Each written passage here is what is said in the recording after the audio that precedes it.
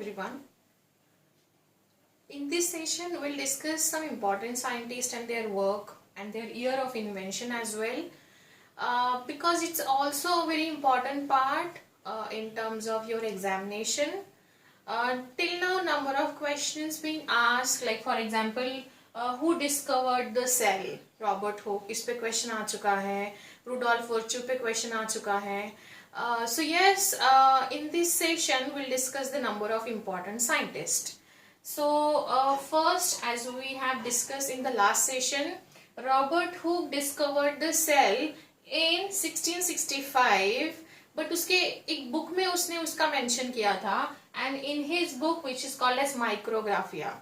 अगर last year के question paper में सेल किसने इन्वेंट किया ये क्वेश्चन हो सकता है, तो may be this year you can get the question in about it's book. वो उसकी कौन सी बुक में उसने लिखा था, विच इज अ माइक्रोग्राफिया, या फिर कौन से ईयर में उसने इन्वेंट किया था सेल को, तो वो है 1665.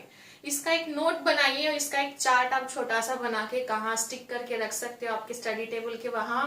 इसको keep on reading so that एक बार रीड करने से नहीं होगा. अगर आप उसको डेली रीड करोगे तो ही वो आपके, because see there are number of scientist and ये साइंटिस्ट बस सेल के टर्म में है. जैसे जैसे हम आगे जाएंगे, टिश्यू पढ़ेंगे, रिप्रोडक्शन पढ़ेंगे, तब आपके साइंटिस्ट के नाम बढ़ते जाएंगे. तो बैकलॉग मत रखिए, जल्दी से उसको याद करके खत्म कर दीजिए. सो रॉबर्ट हुक, और दूसरा एक रॉबर्ट है, रॉबर्ट ब्राउन, जो कि न्यूक्लियस डिस्कवर किया था. वो लास्ट सेशन में हमने पढ़ा इसलिए यहाँ लिखा नहीं. कैमिलियो गोल्जी 1838, इन्होंने गोल्जी अपैरेटस को डिस्कवर किया था. Golgi apparatus endoplasmic reticulum, mitochondria, lysosome, protoplasm, ये सारी चीजें डिटेल में हम पढ़ने वाले हैं जब हम यूकैरियोटिक सेल का स्ट्रक्चर इन डिटेल पढ़ेंगे. Golgi apparatus, it is also called as cargo of cell, और वो किसने डिस्कवर किया था? कैमिलियो. उनके नाम के बिहाफ में या एक ऑनर में उसको नाम दिया गया है. साइंटिस्ट का नाम ही गोल्जी है, और गोल्जी अपैरेटस उन्होंने डिस्कवर किया था 1838 में. दूसरा है एंडोप्लाज्मिक रेटिकुलम, इसको ईआर भी लिखते हैं. एग्जाम में आपको क्वेश्चन में लॉन्ग फॉर्म फुल फॉर्म नहीं रहेगा, उसके instead of that you could get this kind of thing. ER भी हो सकता है. ER का मतलब always in terms of cell, it's a endoplasmic reticulum. Porter नाम के साइंटिस्ट ने 1945 में ER को डिस्कवर किया था. सी बेंडा in 1898 में mitochondria. Now we all know mitochondria को क्या बोलते हैं? It is called as power house of cell. ये पावर जनरेट करता है, कैसे करता है उसका स्ट्रक्चर हम पढ़ने वाले हैं, यहाँ इतना याद रखिए. It is also called as power house of cell. और जैसे ईआर प्रोटीन सिंथेसिस में हेल्प करता है, प्रोटीन सिंथेसिस में हेल्प करेगा. बट इसमें भी दो टाइप्स होते हैं, smooth and rough. We see it later on. Lysosome, C de Duve ने 1935 में उसको इन्वेंट किया था या डिस्कवर्ड किया था. लाइसोसोम इज कॉल्ड एज, क्या बोलते हैं इसको? Suicidal bag of the cell. Suicidal bag of the cell. इस पे क्वेश्चन आपको पूछा जा चुका है, but suicidal bag of cell पे नहीं पूछा है. ये सुसाइडल बैग क्यों है? Because it has got number of hydrolytic enzyme. इसके पास बहुत सारे एंजाइम्स है, और क्वेश्चन ये पूछा था which of the following organelle is having a number of hydrolytic enzyme. Hydrolytic मतलब ये जब सेल का सुसाइड ऑकर करवाता है, ये खुद के सेल को खुद ही उसको डिस्ट्रॉय करता है. तो इसके पास बहुत सारे एंजाइम होते हैं, इसलिए वो डिस्ट्रॉय कर पाता है. तो लाइसोसोम को suicidal bag of the cell भी बोला जाता है. You can also make a important point here. इस पे क्वेश्चन भी आ चुके हैं.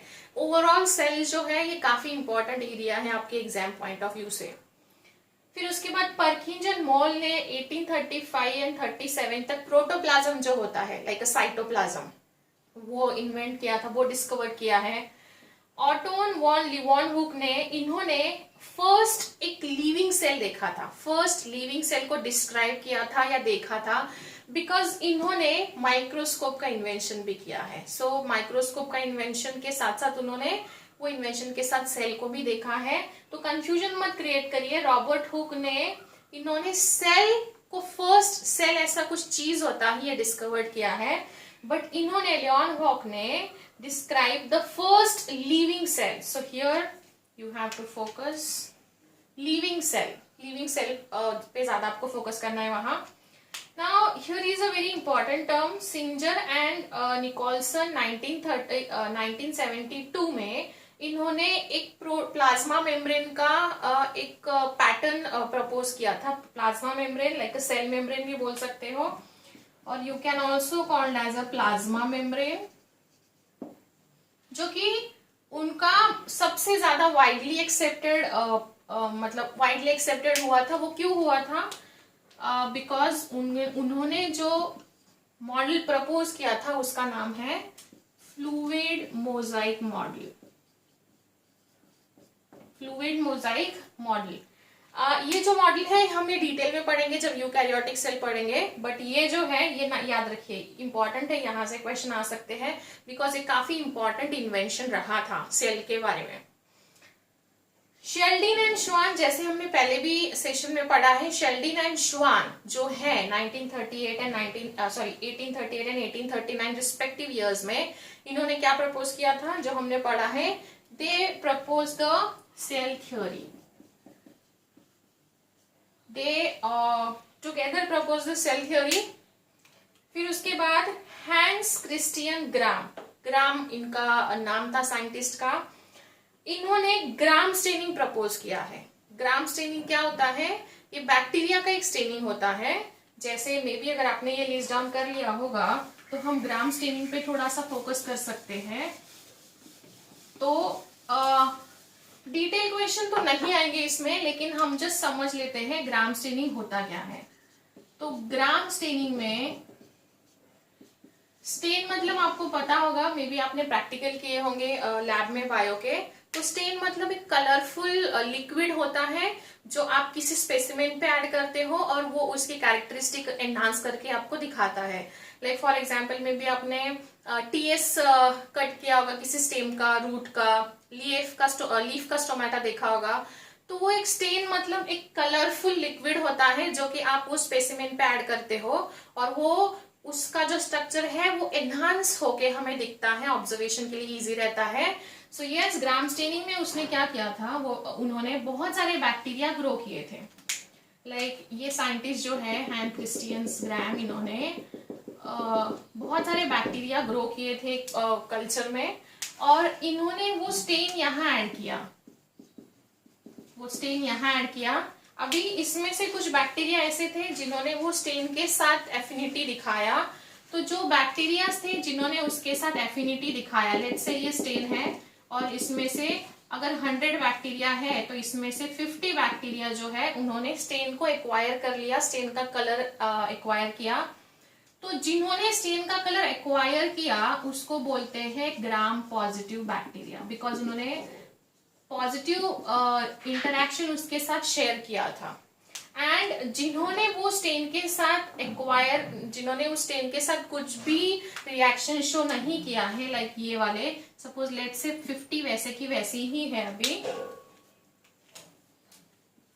तो ये 50 जो है ये क्या हो जाएंगे, फिर ये हो जाएंगे ग्राम निगेटिव बैक्टीरिया. सो ये था, उन्होंने एक स्टेनिंग के पर्पस पे जस्ट इन्होंने gram positive and gram negative का क्लासिफिकेशन किया था.